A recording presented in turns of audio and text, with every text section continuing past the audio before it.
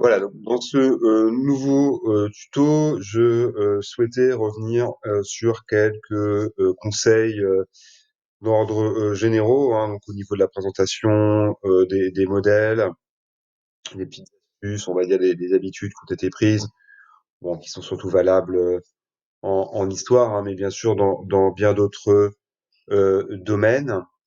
Alors, déjà, pour revenir à une petite chose, c'est le problème des nombres et des chiffres.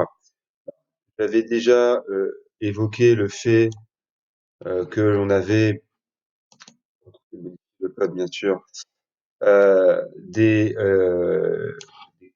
modèles, hein, voilà, qui étaient déjà disponibles, sachant qu'ils sont en fait obsolètes pour certains, hein, ça n'a pas été changé depuis bien longtemps. Voilà, hein, ça je l'avais déjà dit, mais bon, par exemple, alors, le modèle est toujours valable, hein, mais on évite, sachant que dès qu'on peut, on utilise plutôt du code en français. Donc, l'intérêt en fait de ce modèle, donc format num ou tout simplement nombre, c'est de pouvoir écrire les chiffres sans qu'ils fassent une ligne. On pourrait très bien écrire comme ça à 10 000 soldats. Vous voyez, bon, je vous l'affiche. Bon, là, évidemment, le problème se pose pas, mais si on arrive en fin de ligne, on pourrait très bien avoir le 10 ici et puis les dizaines, les unités à la ligne, ce qui pose évidemment problème.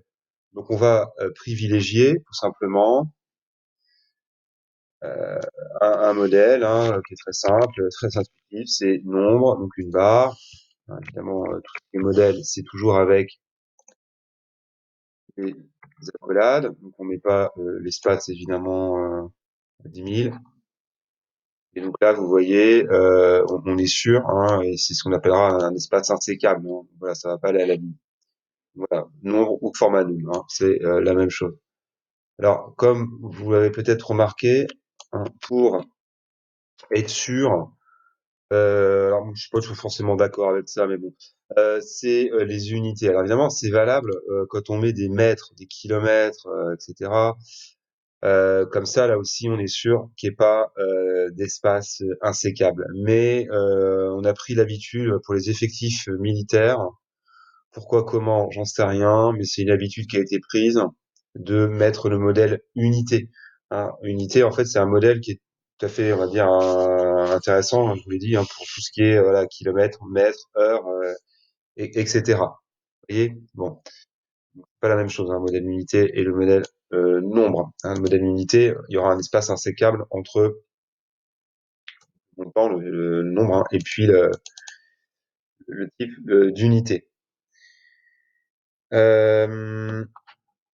Voilà donc pour les nombres. Alors, tant qu'on est aussi dans ces histoires de nombres, il faut savoir aussi, donc bien sûr, on peut utiliser les chiffres romains. Et d'ailleurs, ça me fait penser, je vais faire la démonstration tout de suite, parce que c'est pas le cas là sur cette page, donc je l'ai faite il y a un petit moment. Vous voyez là par exemple le 21, évidemment on peut le lire, il n'y a pas de problème. Mais parfois, il y aura des chiffres romains un peu compliqués, hein, vous voyez, et tout le monde ne connaît pas évidemment les chiffres romains. Donc, pour les chiffres romains, là aussi, on va utiliser un modèle avec des accolades.